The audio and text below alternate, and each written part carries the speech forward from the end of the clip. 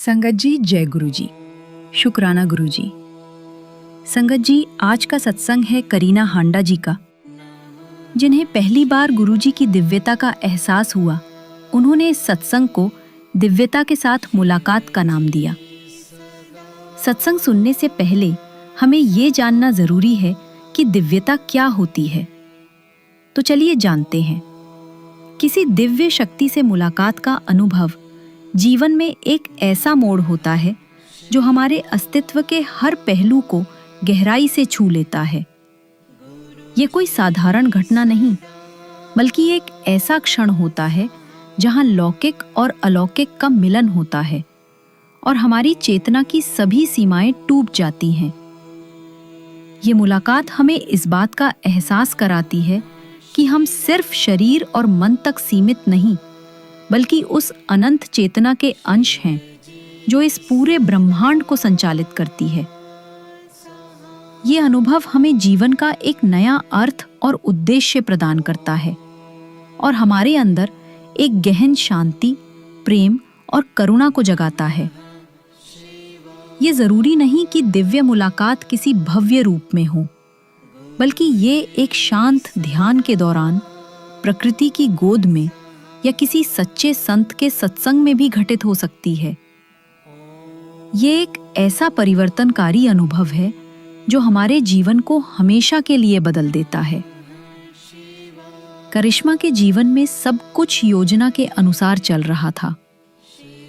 एक अच्छे कॉलेज से पढ़ाई, फिर एक मल्टीनेशनल कंपनी में नौकरी और अब उसका पहला क्लाइंट साइट असाइनमेंट। ये उसके करियर का एक अहम पड़ाव था। लेकिन जैसे जैसे वो इस असाइनमेंट में आगे बढ़ रही थी, उसे एहसास हो रहा था कि सब कुछ उतना आसान नहीं है जितना उसने सोचा था। वो एक अनजान शहर में, एक अनजान कमरे में अकेली बैठी थी। क्लाइंट से मिलने के बाद उसके मैनेजर ने उसे अकेले छोड़ दिया था और काम शुरू करने में भी कोई मदद नहीं मिल रही थी। दस्तावेजों का इंतजार करते करते कई दिन बीत गए थे, लेकिन कोई जवाब नहीं आ रहा था। उसके दिमाग में तरह तरह के ख्याल आ रहे थे। क्या मैं इस काम के लिए तैयार नहीं थी? क्या मैंने गलती कर दी? चिंता और अकेलेपन ने उसे पूरी तरह घेर लिया था। वो अपने लैपटॉप को घूर रही थी, लेकिन उसका मन कहीं और था। वो बहुत उदास और निराश महसूस कर रही थी। तभी अचानक कमरे की हवा में एक अद्भुत मीठी खुशबू फैल गई। ये किसी साधारण रूम फ्रेशनर की खुशबू नहीं थी, बल्कि ताजे गुलाबों की एक ऐसी महक थी जो सीधे आत्मा को छू लेती थी। करिश्मा घबराकर अपनी कुर्सी से उठी। उसने सोचा कि शायद किसी ने गलती से कोई रूम फ्रेशनर छिड़क दिया होगा। वो कमरे के हर कोने में देखने लगी। एयर कंडीशनर और एयर प्यूरिफायर को भी जांचा, लेकिन कहीं कुछ नहीं था। वो उलझन में पड़ गई।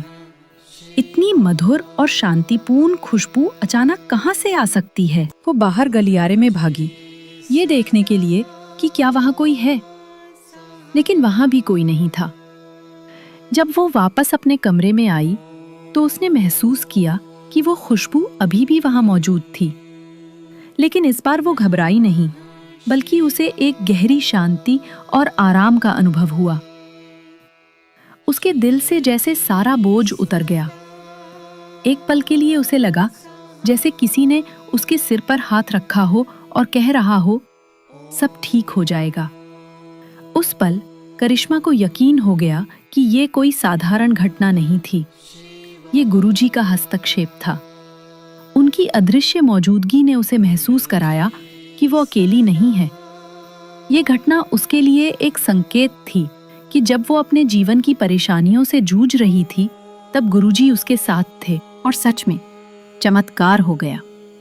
अगले ही दिन जिन दस्तावेजों का वो कई दिनों से इंतजार कर रही थी, वे आने शुरू हो गए। और अगले ही दिन उसकी मदद के लिए एक और सहकर्मी प्रोजेक्ट पर आ गया। ये एक छोटी सी घटना हो सकती है, लेकिन इसने करिश्मा के जीवन में एक गहरा विश्वास भर दिया। उसे ये एहसास हुआ कि जीवन के हर उतार चढ़ाव में जब हम सबसे अकेले महसूस करते हैं, तब गुरुजी हमारे साथ होते हैं, हमें रास्ता दिखाते हैं और हमें अपनी कृपा का एहसास कराते हैं। वो अनुभव एक साधारण इत्र की खुशबू नहीं थी, बल्कि एक दिव्य आश्वासन था कि वो अपने जीवन के हर कदम पर सुरक्षित हाथों में थी। उस दिन से करिश्मा का जीवन के प्रति दृष्टिकोण बदल गया। वो जानती थी कि उसे बस विश्वास रखना है, क्योंकि उसके गुरुजी हमेशा उसके साथ हैं।